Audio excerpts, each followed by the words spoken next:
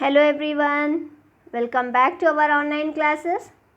This video is for class 8 students, social studies.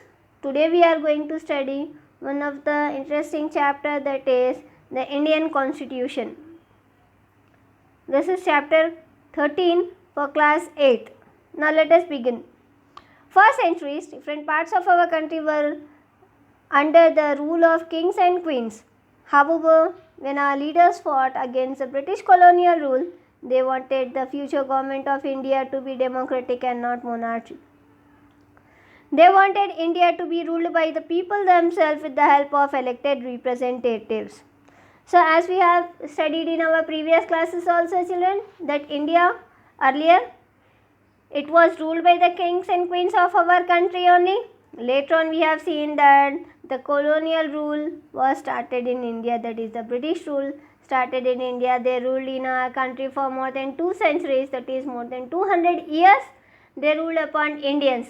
And the leaders of our country, they struggled a lot. Some of the leaders, they sacrificed their life for our country, and our country became a democratic country.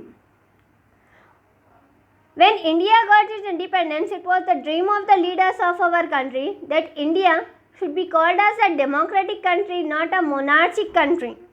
A monarchic country is one wherein either the king or the queen will be ruling upon the people. But that was not the dream of our leaders. They wanted India to be called as a democratic country.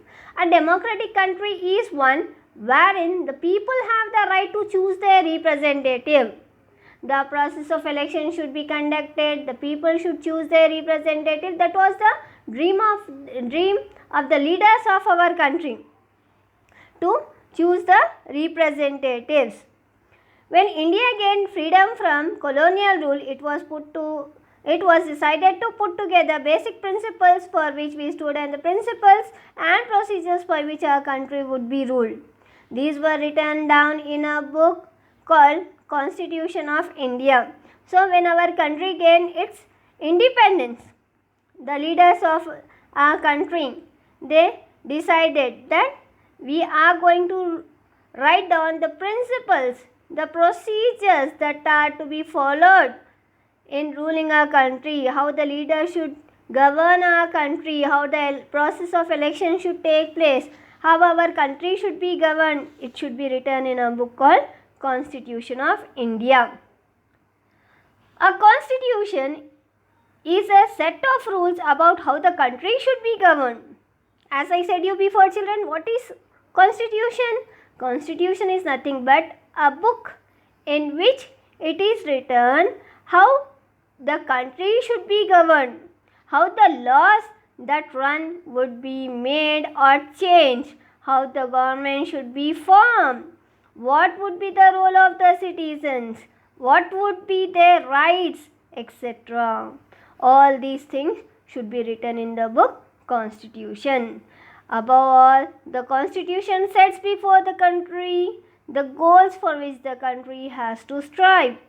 So, Constitution is nothing but a book in which it is a set of rules about how a country should be governed, how the laws should be made, if at all, if any changes has to take place, how the procedure should carry out in order to make this change, how the country should bring its development.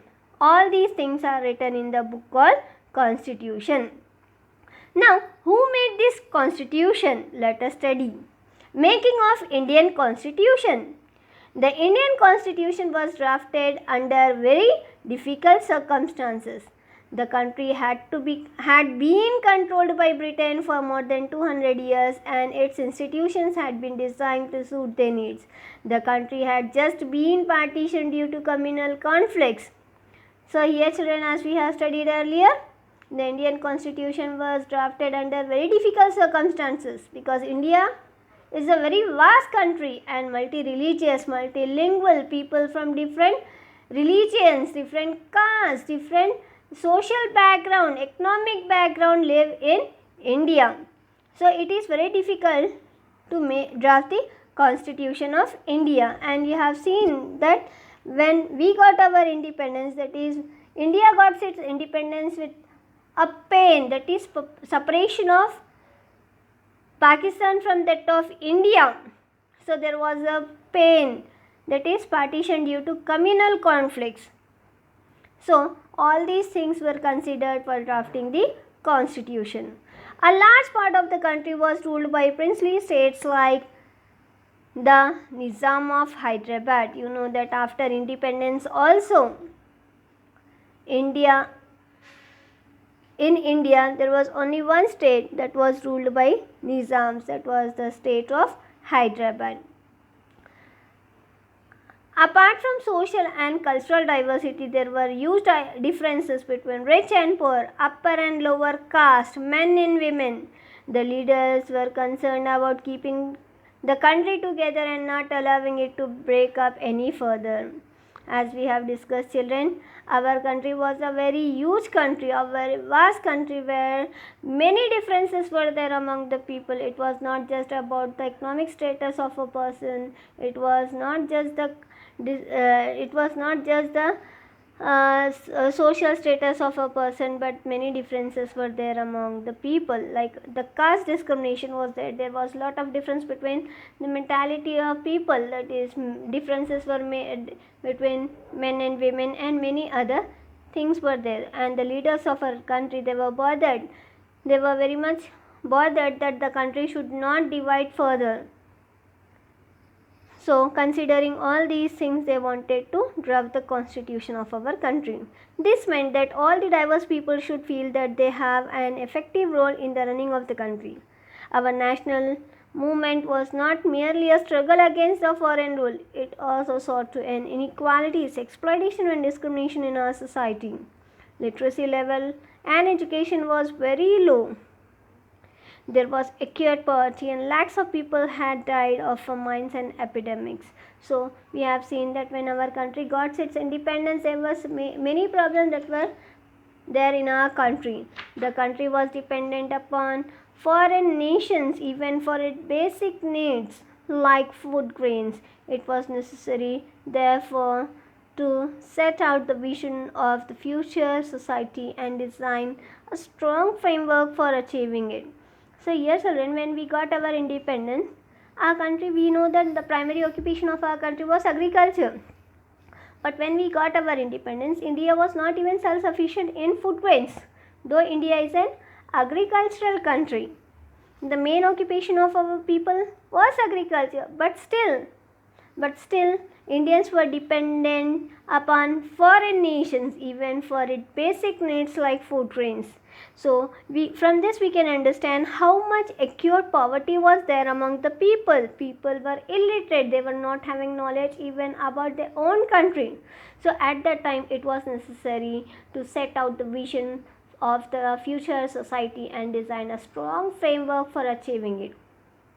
There were sharp differences of opinion among the leaders of national movement about how we could make a better society after independence. Yet leaders agreed that independent India would be governed according to the principles of democracy, in which everyone should be equal. Everyone will be equal before law and will have certain fundamental rights guaranteed to them. Yes, here children, we have got certain fundamental rights. All are equal before the law, and all the citizens of the country, either they are rich, poor, either they are male, female, either they belong to any of the castes, we have got certain fundamental rights today.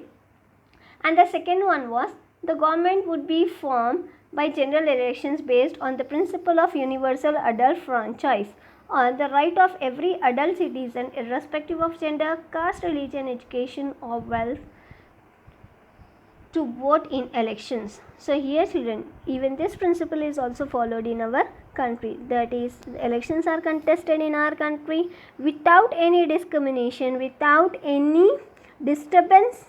The elections are contested in our country. All the people, irrespective of the gender, caste, religion, education or wealth, all the people have the right to vote in our country. There is no discrimination that is being made. Hope all of you have understood this. Let us continue with another topic in our next video, or continuation of the same lesson in our next video. I want all of you all to read the lesson, understand the concept, and underline the difficult words. Try to find out the meanings of these difficult words. Thank you for watching this video. Do like, subscribe and share my video. Thank you.